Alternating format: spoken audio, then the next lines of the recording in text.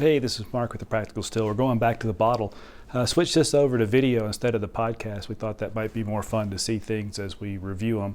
So we're going to talk about three tonight. First is a Russell's Reserve Single Barrel. Had these before. They're fabulous. This is the standard offering. You'll find these in the stores. The distillery picks them. 110 proof, probably 8 to 9 years old most of the time. Really good, non-chill filtered, outstanding. I did something different tonight in that I've got a backup for it. I got to go to Lincoln Road Package Store in Hattiesburg, Mississippi. Jamie Ferris and his wife Misty picked some great barrels. They were one of the earlier stores into the barrel pick scene, and they do a really good job. So I bought one of their Russell's Reserve single barrel picks. I'm super excited to try that. So I'm kind of close to the end of this one. Get a little closer, I'm going to open this one up and see how much difference there is between the standard offering you can find in most liquor stores and something that somebody went through the trouble of picking themselves. So that's good. So for sure a buy. Sometimes on sale for $50, usually close to $60. Worth it all day long. Excellent value, as good as some of the unicorn bottles in my opinion. So don't pass those up if you like Wild Turkey. And then we did some Dickel. So I'm a big Dickel fan, as I mentioned when we opened this bottle. As you can see, it hadn't taken long to get down to not much.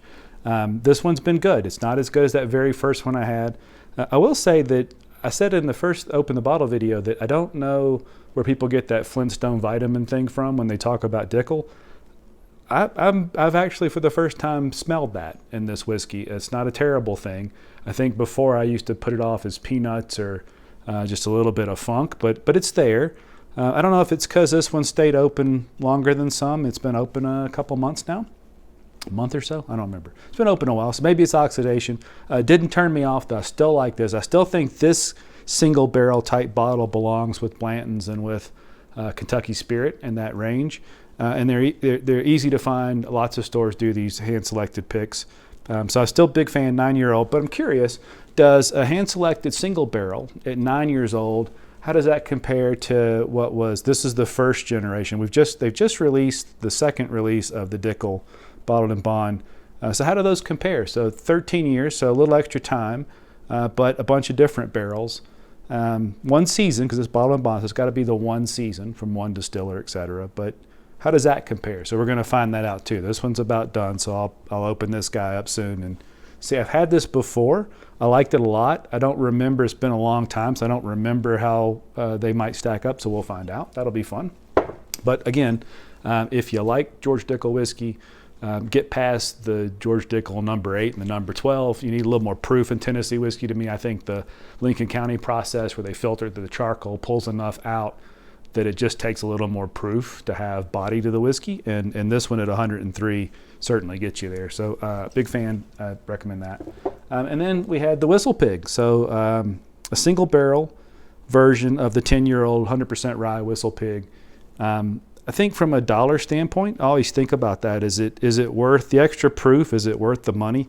This was 100. The standard Whistle Pig's around 75. So it's kind of close at 121 proof. You're 20% or more from the normal 100 proof for maybe more than 20%, but not a whole lot more than 20% cost.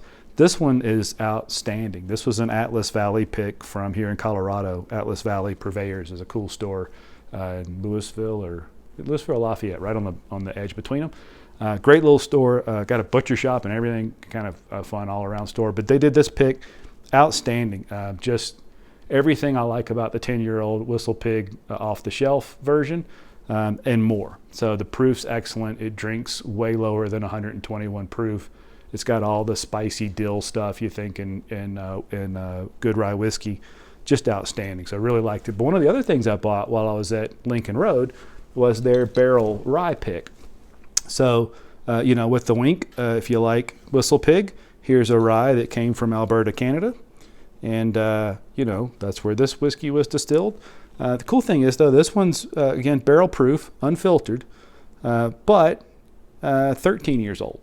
So we're going to see if some extra time, in addition to the proof and the lack of chill filtration, makes any difference. So I'm excited to open that too. I have to admit, I've kind of backed off on this one, trying to save a little. It was really good. Shared some with Dan recently too, and he liked it as well. I think they have a few left, so I may run over and get one more of these. But if you get a chance, I know a lot of stores are doing these 10-year-old picks. If you get a chance, I think they're worth it. A lot of times Well, actually, put it up against this. I think I paid 90 something for this.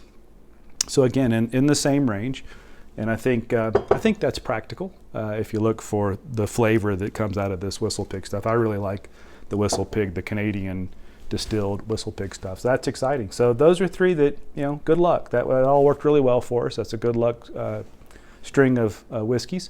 I enjoyed them. I think you will too.